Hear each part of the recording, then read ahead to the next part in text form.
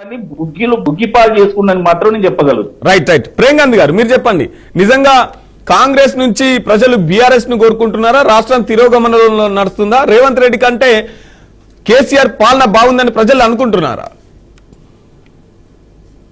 ముందుగా బీఆర్కే ప్రేక్షకులకు అలాగే ప్యానెల్ ఉన్నటువంటి సభ్యులందరూ అందరికీ నమస్కారం.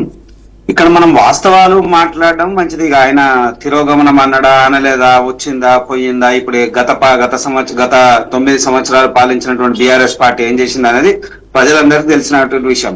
ఈయన వ్యక్తిగత స్వార్థం కోసమే తప్ప ఎక్కడ ప్రజల ప్రయోజనం కోసం ఏ నాయకుడు గాని ఏ పార్టీ గాని పనిచేసిన దాఖలాలు, ఏ నాయకుడు మారిన దాఖలాలు లేవు. అది వారు ఒక సాకు మాత్రమే చూపిస్తారు. ఏమని అభివృద్ధి లేదని, లేదా ఇంకో అంశం, ఇంకో వ్యక్తిగత స్వార్థమే, వేరే ఏమీ లేదు.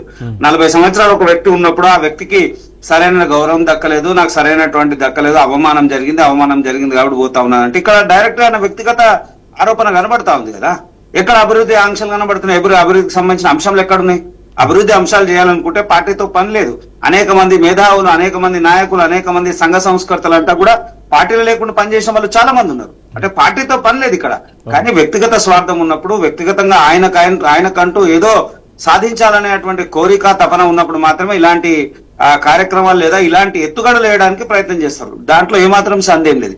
ఇక జీవన్ రెడ్డి పర్సనల్ గా ఆయన విషయం తీసుకుంటే, ఆయనేమో నిన్న మొన్న ఏమో చేయకుండా పార్టీలో అనేక సంవత్సరాలు ఉండి పార్టీ పూర్తిగా ఆయనకు ఇచ్చేసేటువంటి పరిస్థితులు ఏం లేదు కదా. గత పార్టీ ఇప్పుడున్న ఏం సంగతి చెప్పలేం. కానీ ఆయన ఉన్న పార్టీలో వేరే పార్టీ, ఆ వేరే పార్టీలకి ఇంకో పార్టీలోకి వచ్చిండు. దాని తర్వాత కాంగ్రెస్ కన్నా ముందు కూడా వేరే పార్టీలు ఉన్నాడు. దాంట్లో టీడీపీలో కూడా మంత్రిగా చేసిండు.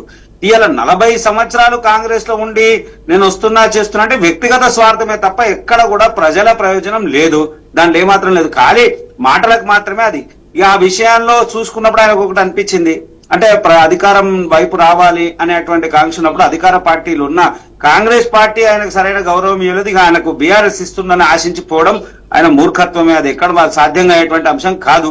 సరే, ఏదేమైనా కానీ ఆయనకు తెలియదేమో, తెలంగాణ ఉద్యమంలో నీళ్లు, నియామకాలు, నిధుల కోసము అనేక సంవత్సరాలు ప్రాణత్యాగం చేసిర్రు, బలిదానం చేసిర్రు, ఉద్యోగాలు లేక అనేక సంవత్సరాలు పోరాటం చేసిన ఉద్యమకారులంతా 100 మందికి పైగా పార్టీలకి వెళ్ళిపోయారు. మళ్ళీ 100 మంది ఆయన కనబడలేదా? ఈ 100 మంది ప్రస్తావన ఆయన దగ్గరికి ఎప్పుడు రాలేదా? మళ్ళీ ఆయన ఆ పార్టీలో పోయి చేసే పరిస్థితులు ఏం కనబడితే ఆయనకే తెలవాలి. ఇక ఆయన వ్యక్తిగత నిర్ణయం, ఇది వ్యక్తిగతమే తప్ప ఇక్కడ కూడా ప్రజల ప్రయోజనం అనేది, సంక్షేమం అనేది, అభివృద్ధి అనేటువంటి అంశం ఖాళీ సాకు మాత్రమే తప్ప ఎక్కడ కూడా పేద ప్రజలకు మంచి జరుగుతున్న ఉద్దేశంతో వెళ్ళిన దాఖలాలు అయితే లేవు. ఇక పర్సనల్ గా చూసుకొస్తే ఆయన వరకు కూడా చూసుకుంటే, ఆయన మా ఎమ్మెల్యేగా చేసిండు, మంత్రిగా చేసిండు, డిసిసి ప్రెసిడెంట్ చేసిండు. ఇవన్నీ చేసిన తర్వాత ఇలా కొత్తగా ఇంకేం సాధించేటువంటి పరిస్థితులు ఉంటాయి?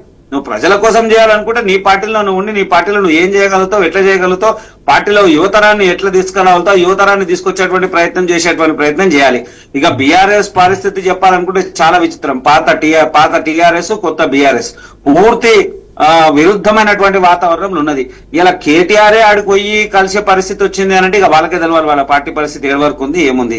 అంటే ఒక నాయకుడి గురించి కేటీఆర్ వాళ్ళ ఇంటికి పోయి మాట్లాడి ఆయన ఆహ్వానించి ఆ జిల్లాలో బలోపేతం కోసం ప్రయత్నం చేయాలనేటువంటి ప్రయత్నం చేస్తే, ఇప్పుడు అక్కడ ఉన్నటువంటి కార్యకర్తలే గాని, అక్కడ ఉన్నటువంటి పరిస్థితి 10 నియోజకవర్గాలు ఏవైతే ఇప్పుడు బీఆర్ఎస్ నుంచి వెళ్ళిపోయిన వాళ్ళు కాంగ్రెస్ లో వచ్చిన 10 నియోజకవర్గాల్లో బీఆర్ఎస్ పరిస్థితి పూర్తి అధ్వానమైనటువంటి పరిస్థితి. ఆ పరిస్థితిని చక్కదిద్దుకునేటువంటి ప్రయత్నంలో కేటీఆర్ కొంత ప్రయత్నం చేస్తుండు. దాంట్లో ఈ జీవన్ రెడ్డి ద్వారా కొంత సాధ్యమైనటువంటి అంశం కనబడుతుంది. అంతే తప్ప పెద్దగా ప్రయోజనాలు ఏమి ఉండవు, వారు అనుకునేటువంటి స్థాయిలో ఉండవు. ఒకవేళ నిజంగా జరగాలనేటువంటి ప్రయోజనం ఉండాలి, ఒకవేళ నిజంగా జరగాలి అని అనుకుంటే ప్రజలందరూ కూడా గమనిస్తుంటారు ఏ పార్టీ నుంచి ఎవరు పోయారు, ఏ పార్టీ నుంచి ఎవరు వచ్చారు. ముందట్లెక్క కాదు, ప్రజలు ఇయ్యాలో అవగాహన ఉంది, రాజకీయాల పట్ల ఆసక్తి ఉన్నటువంటి వ్యక్తులు ఉన్నారు. యువతరం పూర్తిగా సోషల్ మీడియాలో గానీ, సామాజిక మాధ్యమాల్లో గానీ అనేక విషయాల్లో పూర్తిగా యాక్టివ్ ఉన్నారు. ఏం జరుగుతుంది, ఏం సంగతి ప్రతి క్షణంలో వీక్షిస్తా ఉన్నారు. కాబట్టి తప్పుల్ని మనం మర్చిపోతా ఉన్నాం కానీ గతంలో కాదు. ఒకప్పుడు ఏదో జరిగితే పేపర్లు వస్తుండే తప్ప కనబడేటువంటి ప్రసక్తి లేకుండా 34 ఏళ్ళు. ఇయనట్లా కాదు కదా. గతంలో జీవన్ రెడ్డి ఏం మాట్లాడో కనబడతా ఉంటది, ఇప్పుడేం మాట్లాడో వినబడతా ఉంటది. అంటే అనేక విషయాల మీద పూర్తిగా ప్రజల్లో అవగాహన ఉంది. కాబట్టి వీరి వ్యక్తిగత స్వార్థం కోసమే పార్టీలు మారని తప్ప ప్రజల ప్రయోజనం కోసం మాత్రం ఎక్కడ కనబడతలేదు.